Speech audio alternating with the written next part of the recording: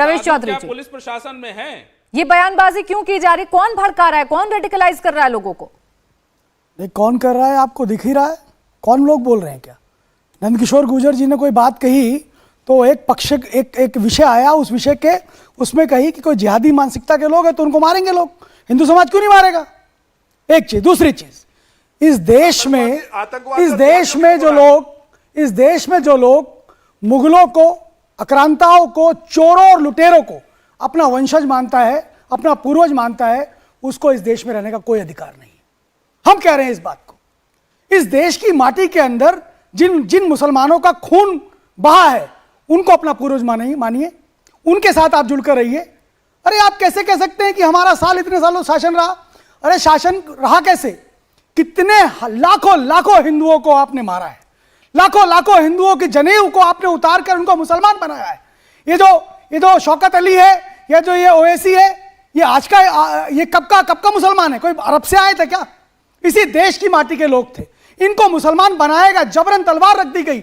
मैं नहीं कह रहा, पीटर विंच कह रहा है, मैं नहीं कह रहा, तमाम सारे विदेशी जो स्कॉलर्स हैं उन तक ने कहा कि एक हाथ में तलवार और एक हाथ में कुरान, इस तरह से रिलीजन जो है इनका, इस्लाम फैला है इस देश के अंदर, इस देश ही नहीं पूरी दुनिया में फैला है। और इसलिए मैं प्राची जी कहूंगा कि आतंक का दूसरा नाम ये जिहादवाद और जिहाद की जो ये इस्लाम है, ये बन गया चर्चा हो रही है। किसी के धर्म को लेकर चर्चा नहीं कर रहे हैं। विनीत नहीं, इनका धर्म नहीं है, ये रिलीजन है, धर्म हो ही नहीं सकता। विनीत जिंदल जी, किस बात को लेकर आपत्ति दर्ज करवाई गई है? क्या शिकायत आपकी तरफ से की गई है? देखिए प्राची जी, जिस तरीके से ये व्यक्ति AMIM का जो प्रेसिडेंट है यूपी स्टेट का, जिस तरीके से वो हिंदुओं को कीड़े मकोड़े बोल रहा है, जिस तरीके से वो हमारी बहन बेटियों के लिए गलत शब्दों का प्रयोग कर रहा है, पूरे हिंदू धर्म को, जो कि हमारे देश के अंदर बहुसंख्यक हैं, और ये समझिए, इस चीज़ को समझने की ज़रूरत है हम लोगों को कि किस तरीके की सोच के व्यक्ति हैं ये। इस्लाम की बात करते हैं, क्या इस्लाम सिर्फ यही सिखाता है? सर तन से जुदा करने वालों के लिए कोई बात नहीं करते ये। इनका एक भी स्टेटमेंट के कोई व्यक्ति जो ये कह रहा है कि सर से तन जुदा कर दीजिए, वो गलत है, उनसे लड़ने के लिए सामने नहीं आते। लेकिन हिंदू धर्म को टारगेट करने के लिए ये हमेशा तैयार रहते हैं, चाहे वो ओवैसी हो, चाहे वो शौकत अली हो, चाहे यहाँ बैठे हुए AIM के जो प्रवक्ता यहाँ बैठ के बात कर रहे हैं वो। आप देखिए इनकी भाषा, जब आपने इनसे पूछा तो बड़ा ध्यान से इन्होंने बोलना शुरू किया कि हमने तो हिंदुओं का नाम नहीं लिया।